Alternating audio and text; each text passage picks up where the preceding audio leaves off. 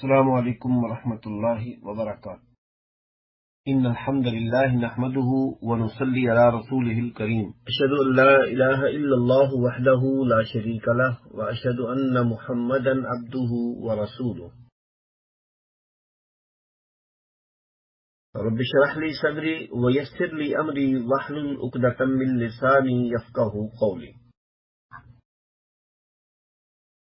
قال اللہ تبارک و تعالی: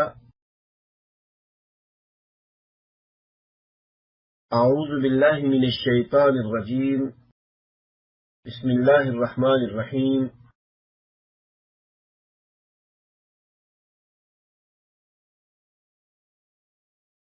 الم تر الی الذین یزکون انفسهم بل اللہ یزکی من یشاء ولا یظلمون فتیلا۔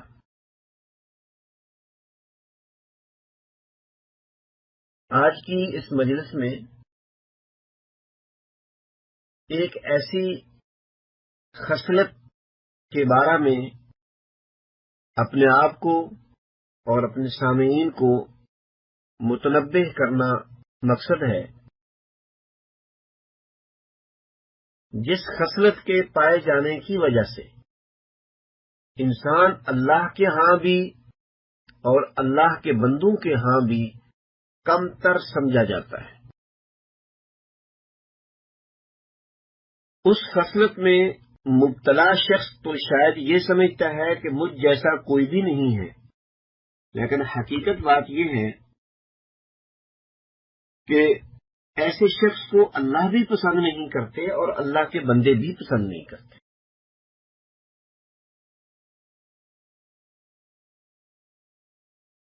اور وہ خصلت یہ ہے جسے عربی میں اعجاب المرء بنفسہ ہی کہا گیا ہے، کہ انسان کا اپنے آپ کو، اپنے کام کو، اپنی چیز کو ہی اچھا سمجھنا، یہ تصور کرنا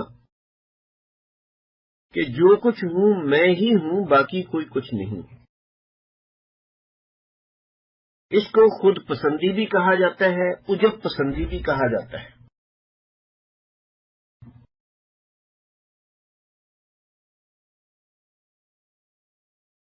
جس شخص میں یہ چیز پائی جائے اس شخص کی ترقی، مرتبہ یہ رک جاتا ہے اور پستی شروع ہو جاتی ہے۔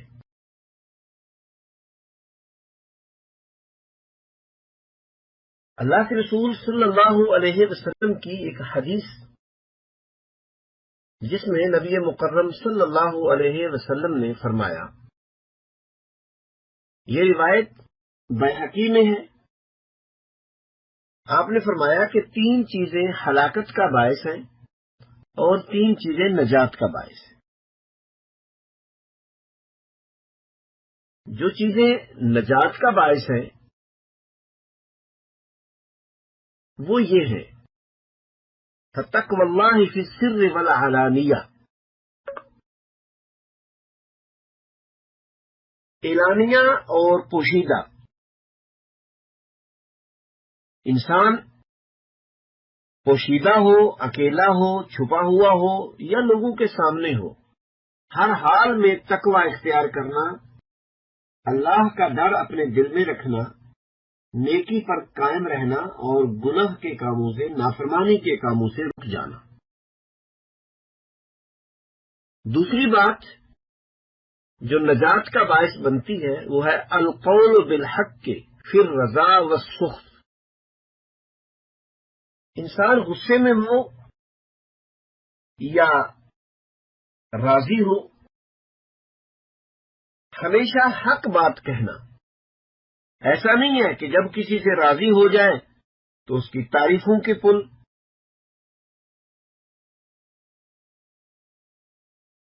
جب کسی کے ساتھ انسان خوش ہو، راضی ہو تو تعریفوں کے پل باندھ دینا، اگر ناراض ہو جائے تو اس کی ساری کی ساری اچھائیاں بھی بھول جانا۔ ہمیشہ سچ بات کرنا، غصے میں ہوں، رضامندی میں ہوں، ہر حال میں۔ اور تیسری چیز والقصد فی الغنی والفقر، مالداری اور فقیری دونوں حالتوں میں میانہ روی اختیار کرنا، یہ تین چیزیں نجات کا باعث ہے۔ ہمیشہ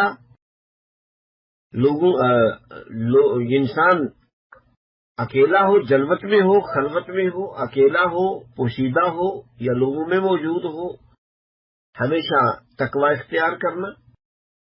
نمبر 2، خوشی ناخوشی ہر حال میں سچی بات کہنا۔ تیسرا، مالداری اور فقیری دونوں حالتوں میں میانہ روی اختیار کرنا۔ ہلاکت کا باعث بننے والی چیزیں ایسی خواہشات انسان جن کا تابع ہو جائے، انسان ان خواہشات کا پجاری بن جائے، بس دل میں یہ ہو کہ جو میری خواہشات ہیں وہ پوری ہو جائیں، چاہے انسان کا نقصان ہو جائے، دوسروں کا کچھ نہ بچے، عزت بےزتی کا انسان نہ دیکھے، بلکہ یہ دیکھے کہ میری خواہشات کیا ہیں اور پوری ہونی چاہیے۔ دوسری چیز شح المتعن، تنگ دلی کا شکار ہو جانا۔ تنگ دلی سے نبی صلی اللہ علیہ وسلم نے فرمایا اتقوا الشح فإن الشح أهلك من كان قبلكم، تنگ دلی سے بچ جاؤ کیونکہ تم سے پہلے لوگ اسی وجہ سے ہلاک ہو گئے۔ لوگوں نے لوگوں کے خون بہائے، ایک دوسرے کے خون بہایا، مال لوٹے، عزتیں تک پامال کی، خواہشات کی تکمیل کے لیے، تنگ دلی کے لیے، تنگ نظری کی وجہ سے، تنگ دلی کی وجہ سے۔ اور تیسرا فرمایا کہ ہلاکت کا باعث ہے ایجاب المرء بنفسہ، ہی اپنے آپ کو ہی اچھا سمجھنا، دوسروں کو حقیر سمجھنا اور اپنے آپ کو ہی پسند کرنا۔ تو لہذا جو انسان اپنے آپ کو پسند کرتا ہے، دوسروں کو کچھ بھی نہیں سمجھتا، یہ شخص تکبر میں مبتلا ہے اور ہلاکت کے کاموں میں مبتلا ہے۔ صحیح بخاری اور مسلم کی ایک حدیث ہے، نبی صلی اللہ علیہ وسلم نے فرمایا کہ اگر کوئی شخص اللہ نے اس کو توفیق دی ہے نیک عمل کی، تو کبھی اس کے دل میں یہ بات نہ آ جائے کہ میں اپنے ان نیک اعمال کی وجہ سے جنت میں چلا جاؤں گا۔ انسان نیک عمل کرے اللہ کی رضا کے لیے تو کبھی یہ ذہن میں نہ لے آئے کہ بس میں تو ان اعمال کی وجہ سے جنتی ہی ہوں، کیونکہ میں نے تو بڑے عمل کیے ہیں، پر میں یہ ذہن میں کبھی نہ آئے۔ جو بھی جنت میں جائے گا وہ اللہ کی رحمت سے جائے گا۔ انسان اللہ کا حکم مان کر نیک عمل کرے، اللہ سے جنت کی امید رکھے اور اللہ سے جنت کا سوال کرے، لیکن کبھی یہ نہ سوچ لے کہ بس اب تو جنت میری ہے، کیونکہ انسان جب یہ سوچ لیتا ہے کہ جنتی میں ہی ہوں، دوسروں کے بارے میں پھر وہ بدزبانیاں کرتا ہے، دوسروں کے بارے میں وہ رائے سوچ اچھی نہیں رکھتا۔ تو آپ نے فرمایا کہ جنت میں کوئی شخص داخل نہیں ہوگا اپنے عمل کے بل بوتے پر، جب تک کہ اللہ کی رحمت نہیں ہوگی۔ تو صحابہ کرام نے سوال کیا کہ اللہ کے حبیب صلی اللہ علیہ وسلم، کیا آپ بھی اپنے عمل کی وجہ سے جنت میں نہیں جا سکیں گے؟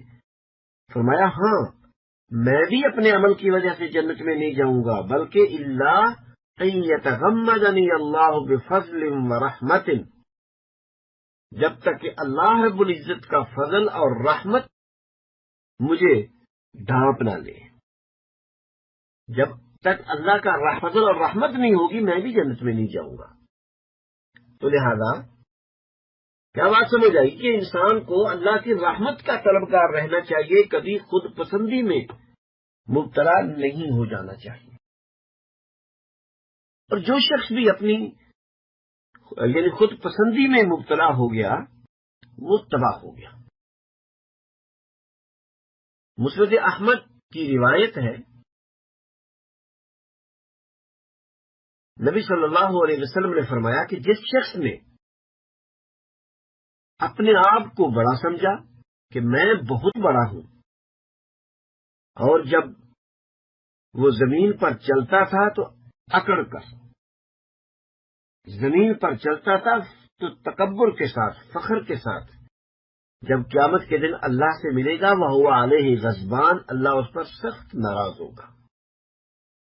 سورہ النساء آیت نمبر 49 میں اللہ تعالیٰ نے فرمایا ہے، أَلَمْ تَرَ إِلَى الَّذِينَ يُزَكُّونَ أَنفُسَهُمْ بَلِ اللَّهُ يُزَكِّي مَن يَشَاءُ وَلَا يُظْلَمُونَ فَتِيلًا۔ اپنے آپ کو کبھی پاکیزہ نہ سمجھ بیٹھنا کہ میں بڑا نیک ہوں، میں بڑا پاکیزہ ہوں، بلکہ بَلِ اللَّهُ يُزَكِّي مَن يَشَاءُ، اللہ جس کو چاہے پاکیزہ بنا دے۔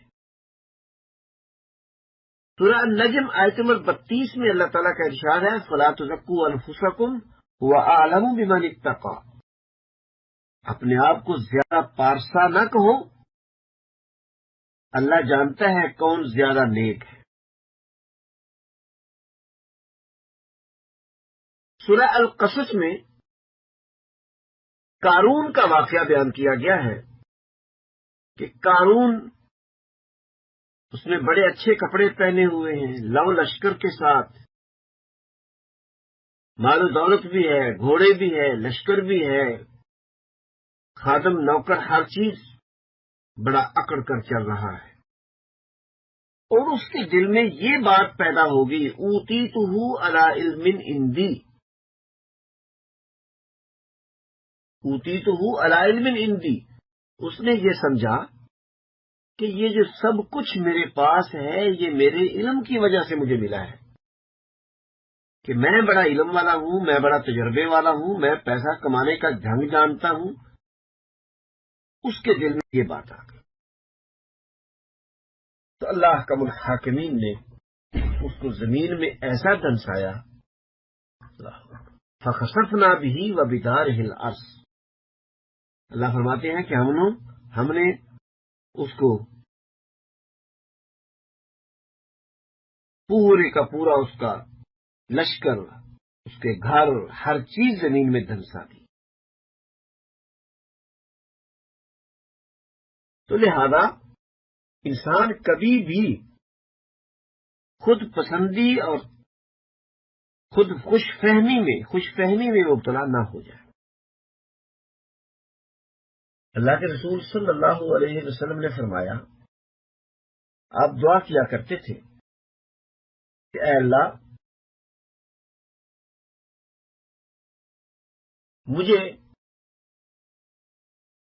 میری نظر میں، اے اللہ مجھے میری نظر میں چھوٹا بنا دے، اور لوگوں کی نظر میں یا اللہ مجھے عظیم بنا دے۔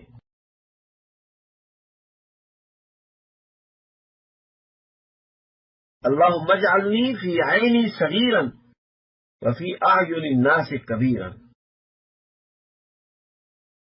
اللہم اجعلنی،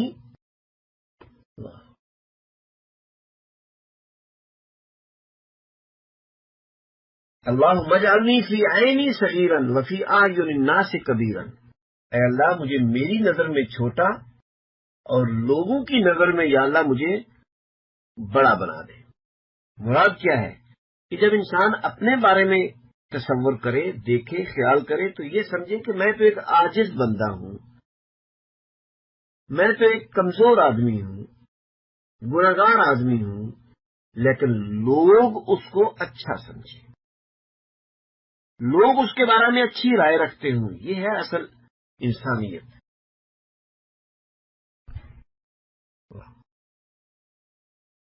لہذا یہ ایسی خصلت ہے کہ انسان اپنے آپ کو اچھا سمجھتے سمجھتے لوگوں کو حقیر جانتا ہے۔ اس چیز کے نقصانات کیا ہیں؟ نقصانات یہ ہے، نمبر 1، انسان جب اپنے آپ کو اچھا سمجھنا شروع کر دیتا ہے تو لوگوں کو، اللہ کے بندوں کو حقیر جانتا ہے، اور نبی صلی اللہ علیہ وسلم کی حدیث ہے، آپ نے فرمایا، کفا بالمرء اسما ہاں، بلکہ حدیث ایک اور ہے، حدیث یہ ہے کہ نبی صلی اللہ علیہ وسلم نے فرمایا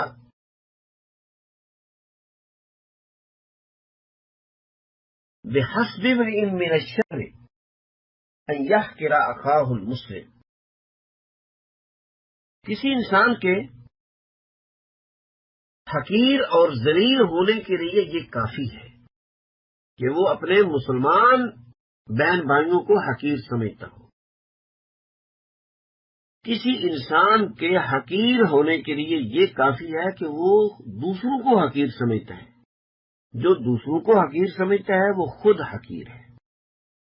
صحیح مسلم، ابو ہریرہ رضی اللہ تعالی عنہ یہ حدیث بیان کرتے ہیں۔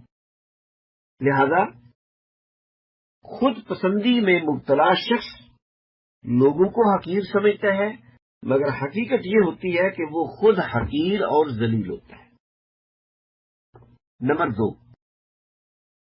انسان جب خوش فہمی میں مبتلا ہوتا ہے تو اس کی عملی زندگی تباہ ہو جاتی ہے۔ وہ سمجھتا ہے کہ مجھ جیسا تو کوئی بھی نہیں ہے، میں ہی سب سے افضل ہوں، میں ہی سب سے اعلیٰ ہوں، تو وہ عمل چھوڑ دیتا ہے۔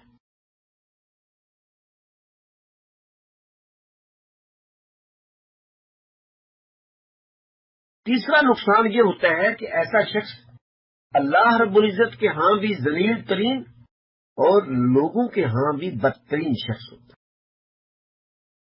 اللہ کے بندے بھی اس کو بدترین سمجھتے ہیں اور اللہ کے ہاں بھی وہ شخص بدترین ہوتا ہے۔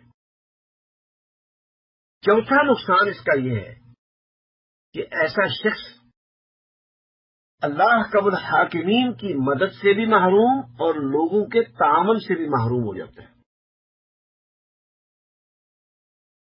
کیونکہ وہ لوگوں کو حقیر سمجھتا ہے، لوگوں کو کمتر سمجھتا ہے، اور لوگ بھی اس کے ساتھ تعامل کے لیے قطعی طور پر تیار نہیں ہوتے۔ مگر فی الواقعہ اگر دیکھا جائے،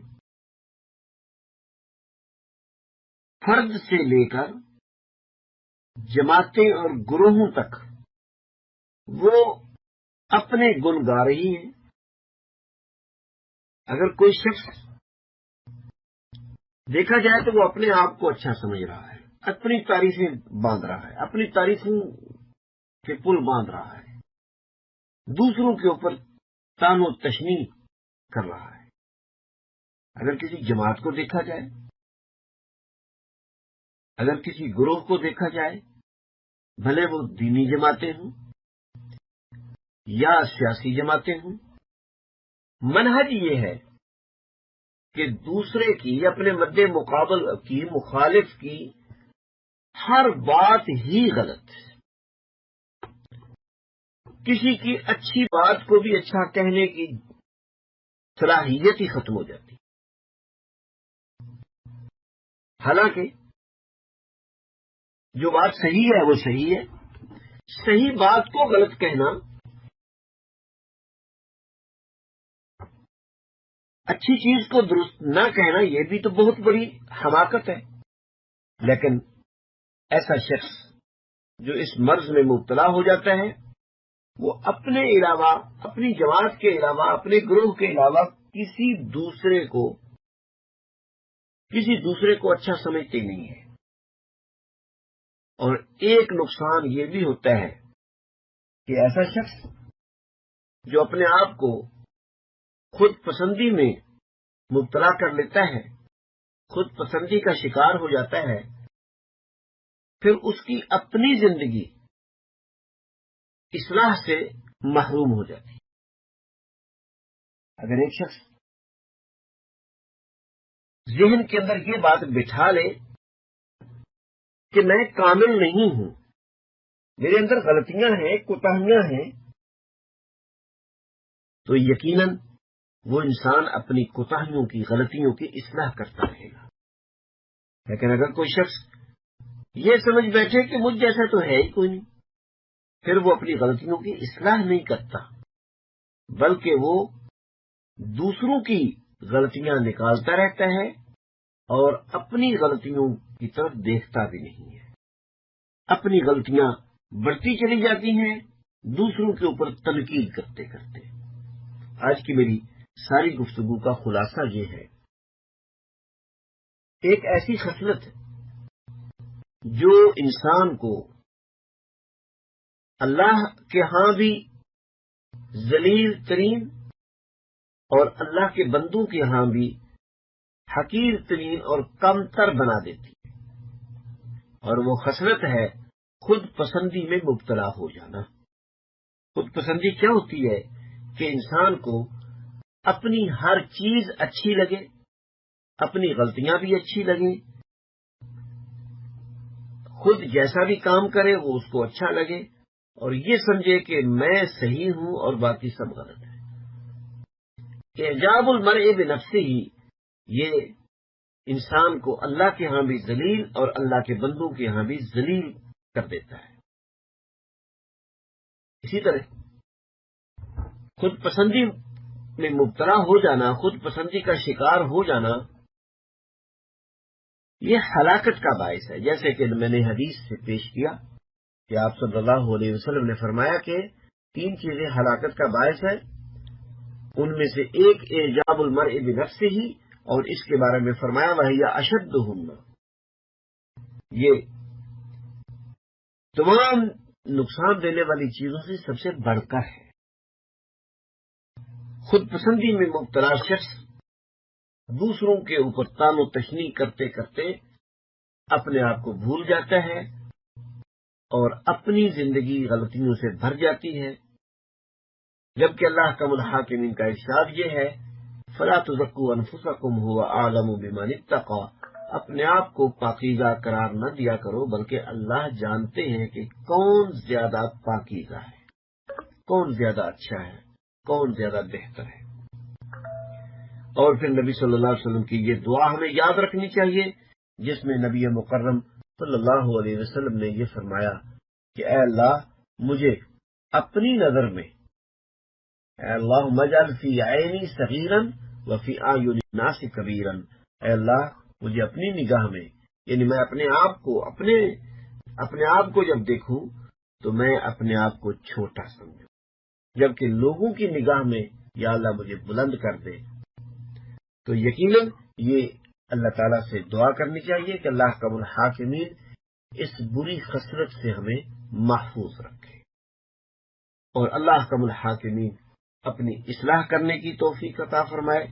جو باتیں کی ہیں میں نے اپنی یاد دہانی کے لیے بھی، اب تمام سننے والوں کے یاد دہانی کے لیے، کہ یہ چیزیں انسان کو اللہ رب العزت کے ہاں بھی اور اللہ کے بندوں کے ہاں بھی ذلیل و رسوا کر دیتی ہیں.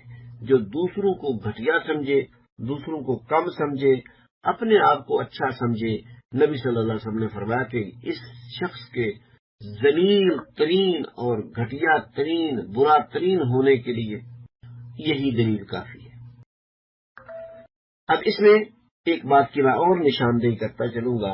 ہمارے ہاں یہاں ہندو پاک میں ذات پات کا مسئلہ بہت زیادہ ہے،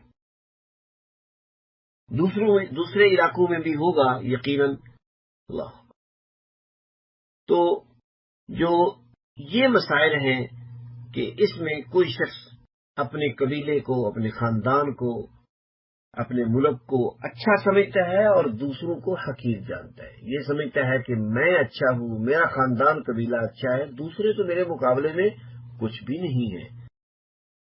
تو یہ چیز انتہائی غلط ہے، اور یہ اللہ کا الحاکمین محفوظ فرمائے. یہ چیزیں اچھی نہیں ہیں.